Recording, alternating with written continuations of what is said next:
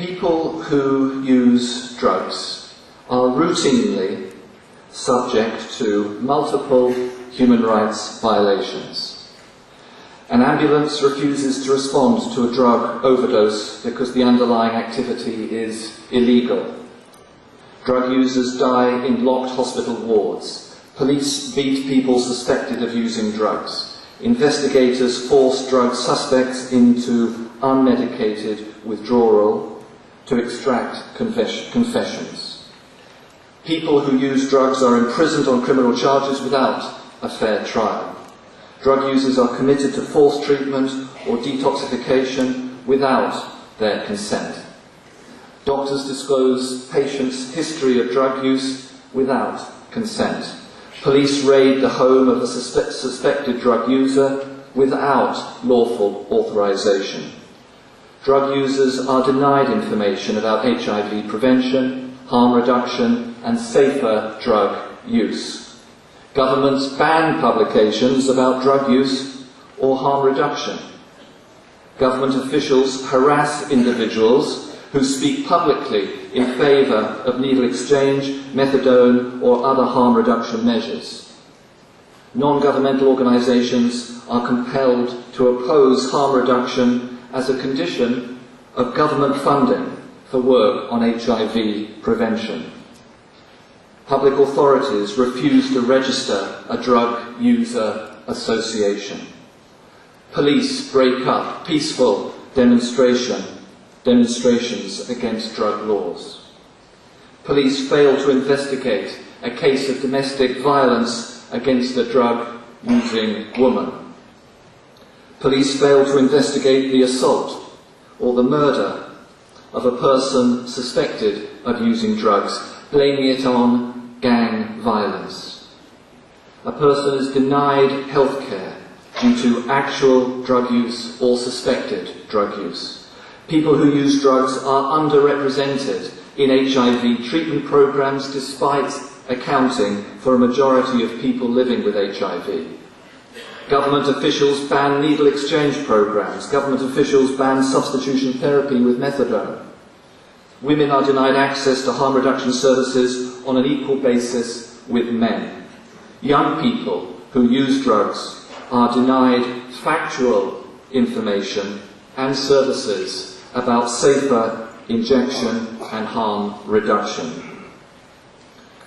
Drawn from every region of the world, the human rights indictment is long. And this, of course, is not the end of it. From your own experiences, you can all provide many additional examples. This widespread, systemic abuse of human rights is especially shocking because drug users include people who are the most vulnerable, the most marginal in society.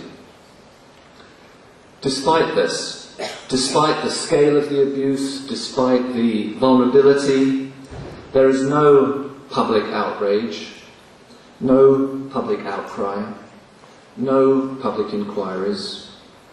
On the contrary, the long litany of abuse scarcely attracts disapproval. Sometimes it even receives some public support. Why? Because it seems to me, in many societies, people who use drugs are invisible, stigmatized, or demonized. And history teaches us that when this happens, when a group of people are rendered invisible, stigmatized, or demonized, when that happens, widespread human rights abuse often follows. This, it seems to me, is precisely what is happening to people who use drugs in many countries. Governments suffer from acute amnesia. I talk to them in the UN Human Rights Council about the right to the highest attainable standard of health. The Council passes resolutions affirming the right to health. resolutions requesting me to prepare more reports on various aspects of the right to health. And then the same governments that sit in the UN Human Rights Council, they walk up the hill in Geneva to the World Health Organization, or they take a plane to Vienna and the UN Commission on Narcotic Drugs, and somewhere en route they forget about their binding, legal, right to health obligations. This is especially bizarre because the United Nations General Assembly has expressly mandated the UN Human Rights Council to take steps to integrate human rights across the world organization. And this leads to the inexcusable situation that the UN Commission on Narcotic Drugs focuses on the 3 international drug conventions with scant regard for the International Code of Human Rights that emerges from one of the Article 1 objectives of the United Nations Charter.